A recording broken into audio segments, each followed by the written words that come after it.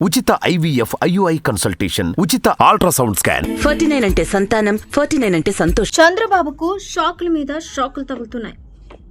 ఓవైపు పార్టీని గాడిలో పెట్టడంలో తలనొప్పులు ఎదుర్కొంటున్న బాబుకు ఉన్న కేసులలో క్షణక్షణం భయాన్ని పుట్టిస్తున్నాయి. స్కిల్ డెవలప్మెంట్ కేసులో చంద్రబాబుకు బెయిల్ మంజూరు చేసిన హైకోర్టు తీర్పును సవాల్ చేస్తూ ఏపీసీఐడి సుప్రీంకోర్టులో పిటిషన్ వేసింది. అయితే ఈ కేసు తాజాగా విచారణకు వచ్చింది. సుప్రీంకోర్టు ఎలాంటి తీర్పు వస్తుందో అని అందరూ టెన్షన్ పడుతున్న వేళ కేసు విచారణను సుప్రీంకోర్టు వాయిదా వేసింది. ఇంకా ఎన్నికలు సరిగ్గా 2 నెలల సమయం మాత్రమే ఉంది. ఓవైపు అభ్యర్థులను ప్రకటించడంలో విఫలమైన చంద్రబాబు పొత్తులలో నలిగిపోతూ పార్టీలో ఉన్న నాయకుల తీరుకు కృంగిపోతూ ఉన్న తరుణంలో కేసుల వలయంలో చిక్కుకొని మరింత నిరాశకు లోనవుతున్నారని రాజకీయ విశ్లేషకులు అంటున్నారు.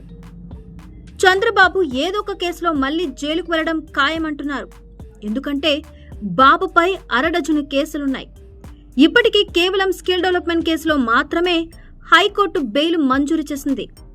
అయినా ఎలాంటి ఉపయోగం లేకుండా పోయిందని అంటున్నారు రాజకీయ పండితులు. సుప్రీంకోర్టులో బాబుకు మళ్లీ ఎదురుదెబ్బ తగలడం ఖాయమని, ఎన్నికల ముందు మళ్లీ ఆయన జైలుకు వెళ్లడం తథ్యమని అంటున్నారు.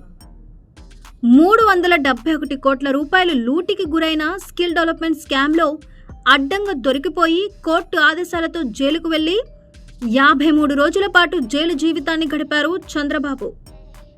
చంద్రబాబు దోపిడీని పట్టుకోవడంలో అడుగడుగునా కేంద్ర ప్రభుత్వ ఆధీనంలోని కేంద్ర దర్యాప్తు సంస్థలే ఉన్నాయని, కేంద్ర ప్రభుత్వం కక్ష సాధిస్తోందని అనడానికి చంద్రబాబుకి కానీ టీడీపీ నేతలకు కానీ ధైర్యం చాలడం లేదని రాజకీయ విశ్లేషకులు అంటున్నమాట. ఎందుకంటే కేంద్ర ప్రభుత్వానికి తెలియకుండా ఎలాంటి దర్యాప్తులు జరగవు కదా అని రాజకీయ విశ్లేషకులు చెబుతున్నమాట.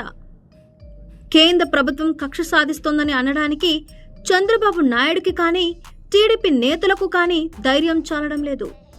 బీజేపీ అధ్యక్షురాలు పురంధేశ్వరికి తమ పార్టీ నాయకత్వాన్ని నిలదీసే అవకాశం లేదు.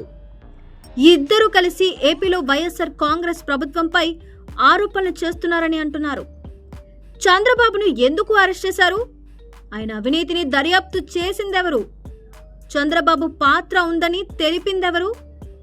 చివరకు చంద్రబాబును జైలుకు పంపాలని ఆదేశించింది ఎవరు అన్నది అందరికీ తెలుసునని అంటున్నారు. చంద్రబాబు హయాంలో చోటు చేసుకున్న ఈ భారీ కుంభకోణాన్ని మొట్టమొదట పసిగట్టింది జీఎస్టీ అధికారులు. అంటే కేంద్ర ప్రభుత్వ ఆధీనంలో పనిచేసేవారు. చంద్రబాబు ముఖ్యమంత్రిగా ఉండగానే మీ రాజ్యంలో ఎవరో దొంగలు 100 కోట్లు భోంచేశారు మహాశయ అని జీఎస్టీ వారు ఏపీ ఏసీబీ అధికారులకు సమాచారం అందించారు. ఆ సమాచారాన్ని వారు చంద్రబాబుకు చేరవేశారు. దోపిడీ చేసింది ఆయన కాబట్టి చంద్రబాబు మౌనవ్రతం పాటించారు. బాబు ఫేస్ చేసిన ఏసీబీ అధికారులకు విషయం అర్థమైంది. ఆ తరువాత ఎన్ఫోర్స్మెంట్ డైరెక్టరేట్ అధికారులు రంగంలోకి దిగి తీగ లాగారు. చంద్రబాబు అడ్డంగా చిక్కారు.